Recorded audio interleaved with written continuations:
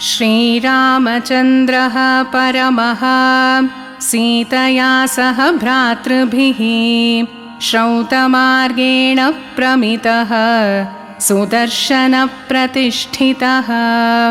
श्रीरामचन्द्रः परमः सीतया सह भ्रातृभिः श्रौतमार्गेण प्रमितः सुदर्शनप्रतिष्ठितः। कौसल्या सुप्रजा रामपूर्वा सन्ध्या प्रवर्तते। उत्तिष्ठ नरशार्दूल कर्तव्यं दैवमाह्निकम्। कौसल्या सुप्रजा रामपूर्वा सन्ध्या प्रवर्तते। उत्तिष्ठ नरशार्दूल कर्तव्यं दैवमाह्निकम्। उत्तिष्ठोत्तिष्ठ गोविन्द उत्तिष्ठ गरुडध्वज। उत्तिष्ठ कमलाकान्त त्रैलोक्यं मङ्गलं कुरु। पद्मालये परमपावनि रामपत्नी भूपुत्रि मैथिली प्रवृत्तमिदं प्रभातम्। उत्तिष्ठ लोकहितमम्बरघुत्वहेन कार्यं तवाप्ति बहुसृष्टिविधानरूपम्। ब्रह्मादयः सुरवराः तव दासदासाः गुह्याः स नन्दनमुखाः स गुरुर्महेन्द्रः। त्वत्साधुर्यकार्यम् अखिलं परमं स्तुवन्ति। श्रीसाधुवादरघुनन्दन सुप्रभातम्। यक्षेन्द्ररुद्रमरुदश्विसुदेवमुख्याः नागाः खगाश्च निधयो नवकामधेनुः। त्वां सेवितुं तव गृहाङ्गणमागतास्ते। श्रीसाधुवादपुरनायक सुप्रभातम्। पक्षीशचक्रगणनाथ कुमारमुख्याः सौम्यार्कशुक्रगुरुसोममुखाग्रहाश्च सम्पूर्णसौम्यसुखदृष्टियुताः वसन्ति। श्रीसाधुवादपुरनायक सुप्रभातम्। साङ्गश्च वेद इतिहासपुराणमुख्याः सद्राविडाः परमहंसकृताः प्रबन्धाः सूत्राणि कान्त तव मङ्गलमामनन्ति। श्रीसाधुवादपुरनायक सुप्रभातम्। सेनेशेषगरुडाः परनित्यमुक्ताः दिक्पालकाः भुवि पराशरव्यासमुख्याः तिष्ठन्ति मङ्गलसरोरुहपूर्णहस्ताः। श्रीसाधुवादपुरनायक सुप्रभातम्। षड्गुण्ययुक्तपररूपसुवृत्तमाद्यम् त्वत्कृत्य वैभवमतीव गृह्णन्ति सन्तः। अम्भस्य पार इति विस्तृतवैभवं तत्। श्रीसाधुवादपुरनायक सुप्रभातम्। प्रह्लादनारदययाति पराशराद्याः व्यासाम्बरीश हनुमध्रुवपार्थमुख्याः नारायणं कुलधनं परितो वदन्ते। श्रीसाधुवादपुरनायक सुप्रभातम्। त्वामामनन्ति नितरां सदया महान्तः। हे लोकनाथ इति तत्त्वविदो गृह्णन्तः। शेषित्वपूर्तिमखिनन्द्य समाश्रयन्तः। श्रीसाधुवादपुरनायक सुप्रभातम्। मन्त्रस्य गुप्तिमिह वेदयितुं सुमन्त्रः। शिष्टां स्मृतिं तव तु दर्शयितुं वसिष्ठः। सिद्धार्थ एष तव ज्ञापयितुं सुसिद्धिम्। श्रीसाधुवादपुरनायक सुप्रभातम्। त्वामर्थसाधक उपस्थितसिद्धिमेषः स्तोतुं जगत्सकलमागतमादिमूर्ते विज्ञापनार्थमिह तूर्णमुपस्थितास्ते श्रीसाधुवादपुरनायकसुप्रभातम् शत्रुञ्जयो वरगजः वरनागकन्याः पुण्या जनाः सकलयोगिवराश्च दिव्याः सामन्तराजपुरुषाः समुपस्थितास्ते श्रीसाधुवादपुरनायकसुप्रभातम् आकण्ठलग्नतुलसीनलिनाक्षमालाः आनन्दपूर्णहृदयाः अखिलागमान्ताः पश्येम इत्यमृतवाचमुदीरयन्ती श्रीसाधुवादपुरनायकसुप्रभातम् भूमण्डलेऽस्ति खलु शस्तमिहोज्ञयैत दाकाशमण्डलमपीप्सितवृत्तमेवम् पातालभोगिवनिताः परिचारणोत्काः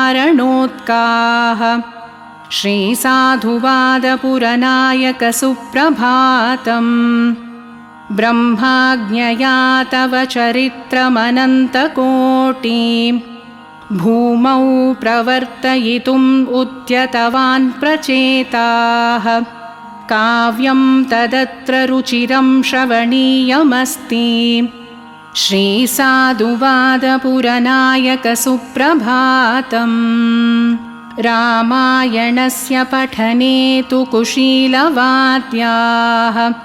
त्वद्राजमण्डपसभास्थलमाश्रितास्ते मेधाविनां तव च तत्प्रतिसिद्धमेव श्रीसाधुवादपुरनायकसुप्रभातम् पौराणिकाश्च इतिहासपुराणनिष्णाः व्यासश्च शिष्ठमुनयो वरदत्वदीयम् भव्यं चरित्रमखिलं तव बोधयन्ति श्रीसाधुवादपुरनायकसुप्रभातम् वासन्तकान्तकुसुमैश्च मनोहरैश्च पुन्नागचूतकनकाम्बरजातिमुख्यैः पादार्चनाय जनमत्र निरीक्षतेऽद्य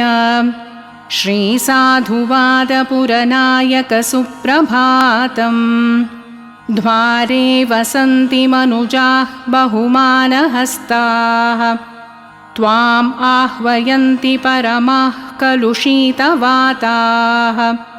प्रेम्णैन दर्शय परात्परविश्वरूपम् श्रीसाधुवादपुरनायकसुप्रभातम् एवं कृतं रघुवराद्भुतशक्तियुक्तम् श्रीसाधुवादपुरनायकसुप्रभातम् ये नित्यमच्युतहृदो नियतं पठन्तः ते प्राप्नुवन्ति फलमीप्सितमादिदेवात् एवं कृतं रघुवराद्भुतशक्तियुक्तं श्रीसाधुवादपुरनायकसुप्रभातम् ये नित्यमच्युतहृदो नियतं पठन्तः ते प्राप्नुवन्ति फलमीप्सितमादिदेवात् नमो नमो दाशरथे महात्मन् सीतापते सद्गुणपूर्णविष्णो नमो नमो धर्मभृतां वरिष्ठ नमो नमः पद्मतलाय दाक्ष नमो नमो दाशरथे महात्मन् सीतापते सद्गुणपूर्णविष्णो नमो नमो धर्मभृतां वरिष्ठ नमो नमः पद्मदलाय दाक्ष नमस्ते भरद्वाजसम्पूजिताय नमस्तेस्तु भक्तार्तिविध्वंसकाय नमस्ते मुनिश्रेष्ठसम्पूजिताय नमस्तेस्तु चातस्त्यसम्भाविताय माता पिता बन्धुरशेषसम्पत् सखा समस्तं सह सन्निवासः मनोमयः प्राणशरीर आत्मा प्राणं मदीयं त्वमसि प्रसीद सृष्टेस्तु पारे भुवनस्य पृष्ठे पुरे विशिष्टे वरसाधुवादे चिन्तामणिस्त्वं श्रुतिरक्षकस्त्वं विना त्वदीयं नन्तदस्ति किञ्चित् श्रीसुदर्शनसंयुक्तः सीतया सहितः परः लक्ष्मणेन च संयुक्तः सैदाबादपुरे स्थितः सदा चिन्तनीयः सदा दर्शनीयः सदा भावनस्तः सदा चात्मनिष्ठः सदा सर्वपूज्यः समस्तात्मभूतः नमस्ते सदा सैदाबादे सुसंस्थः न काङ्क्षे मुक्तिमन्तुलां न सुखं न धनं यशः काङ्क्षे भागवतैर्युक्तं तव पादसुसेवनं मदीये मूर्ध्निस्थः रघुवर विभो भाग्यनगरे सदा योध्यावासान् सततम् अखिलान् पालय जनान् महासूरिग्रन्थान् सततमपि श्रीभाष्यमतुलं स्थितः शृण्वन् सीतापतिरिह च तोषाय भवतात् मत्स्यश्च कूर्मश्च वराहरूपः नमामि नारायणवामनोऽसि श्रीभार्गवो दशरथिश्च रामः गोपालरामौ च हि कल्किरूपः मत्स्यश्च कूर्मश्च वराहरूपः नमामि नारायणवामनोऽसि श्रीभार्गवो दशरथिश्च रामः गोपालरामौ च हि कल्किरूपः सर्वेषां बन्धुरित्युक्ता सर्वपापहरौ परौ सर्वकामप्रदौ यौ तौ त्वत्पादौ प्रणमाम्यहम् वैकुण्ठात् त्वमेकपादः लङ्घितोऽत्र परन्तप अत्र त्रिपादं कृतवान् विभूतिद्वयनायक मृत्योस्तथा पुनर्जाता येन वानरसन्ततिः युद्धे हतायां लङ्कायां स रामः सम्प्रसीदतु एते 12 सुश्लोकाः सूक्ष्ममार्गप्रदायिनः नित्यं च पठतामन्ते वैकुण्ठगमनं ध्रुवम् एते 12 सुश्लोकाः सूक्ष्ममार्गप्रदायिनः नित्यं च पठतामन्ते वैकुण्ठगमनं ध्रुवम् भूकण्टकस्य पदमिच्छति रावणस्य तैर्देवतैश्च ऋषिभिः बहुभिर्विचिन्त्य येन प्रसन्नहृदयेन प्रदर्शितौ तौ श्रीरामचन्द्रचरणौ शरणं प्रपद्ये भूकण्टकस्य पदमिच्छति रावणस्य तैर्देवतैश्च ऋषिभिः बहुभिर्विचिन्त्य येन प्रसन्नहृदयेन प्रदर्शितौ तौ श्रीरामचन्द्रचरणौ शरणं प्रपद्ये श्रीसाधुवादनगरे चिरमालयेऽस्मिन् सीतासुदर्शनयुतः सह लक्ष्मणेन आरार्तिनाशसुखमुक्तिदभावयुक्ता श्रीरामचन्द्रचरणौ शरणं प्रपद्ये सौमित्रिणा च जनकस्य सुता समेतः स्थाण्वादिदुर्भरप्रदेशमहोमुनीनां बह्वाश्रमेषु च रतः सुपथे वरौ तौ श्रीरामचन्द्रचरणौ शरणं प्रपद्ये श्रीचित्रकूटविपिने वसतः पदातिं दुःखान्वितं पितृविहीनविषादयुक्तम् आश्वास्य चैव भरतेन धृतौ च मूर्ध्नि श्रीरामचन्द्रचरणौ शरणं प्रपद्ये। श्रीदण्डकान् प्रविशतः श्रुषिः सङ्घयुक्तः दिव्याश्रमेषु विचरन् श्रमवारणार्थं धात्रीसुतां मृदुलपल्लवपाणिसंस्थौ श्रीरामचन्द्रचरणौ शरणं प्रपद्ये। पम्पावने तु शबरीकृततीर्थतीरे भूमौ सुशीतलशिलातलसंस्थितौ तौ सौमित्रिणामृतसुमैरपि पूजितौ तौ श्रीरामचन्द्रचरणौ शरणं प्रपद्ये।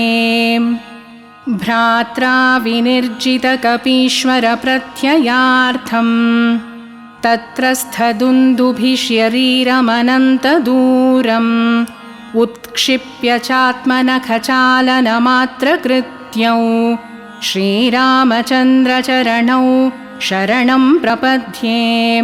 सिन्धोस्तटे निवसतः खलु भक्तपूर्णे श्रीमद्विभीषणभयप्रशमाय भक्त्या यौ स्वीकृतौ अभयदानपरौ महान्तौ श्रीरामचन्द्रचरणौ शरणं प्रपद्ये।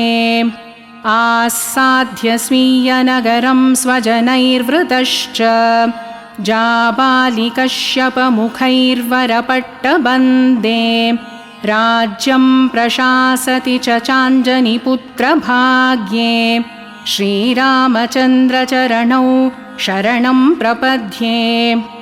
शटारिगुरुणा मूर्ध्नि धृतौ भागवतैरपि सैदाबादपुरे सेव्यौ रामपादौ गतिर्मम प्राप्यौ तौ प्रापकौ नित्यं प्रपन्नैः वैष्णवैः सदा सर्वलोकशरण्यौ तौ रामपादौ गतिर्मम। षठगोपस्वरूपौ द्वौ रामानुजसमाश्रितौ सुदर्शनपुरी संस्थे चक्रवर्तिपदे व्रजे। षठगोपस्वरूपौ द्वौ रामानुजसमाश्रितौ सुदर्शनपुरी संस्थे चक्रवर्तिपदे व्रजे। मङ्गलं कोसलेन्द्राय महनीयगुणाब्दये चक्रवर्तितनूजाय सार्वभौमाय मङ्गलम्। मङ्गलं कोसलेन्द्राय महनीयगुणाब्दये चक्रवर्तितनूजाय सार्वभौमाय मङ्गलम्। यन्मङ्गलं सहस्राक्षे सर्वदेव नमस्कृते वृत्तनाशे समभवत् तत्ते भवतु मङ्गलम्। यन्मङ्गलं सुपर्णस्य विनता कल्पयत्पुरा अमृतं प्रार्थयानस्य तत्ते भवतु मङ्गलम्।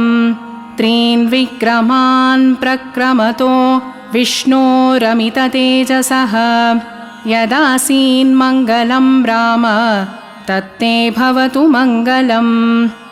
यन्मङ्गलं भरद्वाजः दण्डकान् विशतस्तव अकल्पयत्वेदसूक्तैः तत्ते भवतु मङ्गलम्। विष्णुचित्ते पाण्ड्यराज्ये विद्याशुल्कां प्रगृह्यति यदुक्तं मङ्गलं तेन तत्ते भवतु मङ्गलम्। अयोध्यावासिभिः सर्वैः मिथिलानागरिकैः कृतं यदुक्तं मङ्गलं देव तत्ते भवतु मङ्गलम्। दण्डकारण्यमुनिभिः सुतीक्ष्णाश्रममागतैः मङ्गलं कल्पितं सम्यक् तत्ते भवतु मङ्गलम्। शबर्या पूजिते सम्यक् पम्पायास्तीरकानने यन्मङ्गलं शुभं प्रोक्तं तत्ते भवतु मङ्गलम्। सिंहासने स्थितायास्तु अयोध्यायां शुभे दिने देवैर्ऋषिगणैः प्रोक्तं तत्ते भवतु मङ्गलम्। सीतया सह संयुक्ते भक्तैर्भागवतैर्जनैः पूर्णचन्द्राननायास्तु रामाय शुभमङ्गलम्। चतुर्भुजाय धीराय चतुरायुधधारिणे सौदर्शनयुतायास्तु रामभद्राय मङ्गलम्। चतुर्भुजाय धीराय चतुरायुधधारिणे सौदर्शनयुतायास्तु रामभद्राय मङ्गलम्।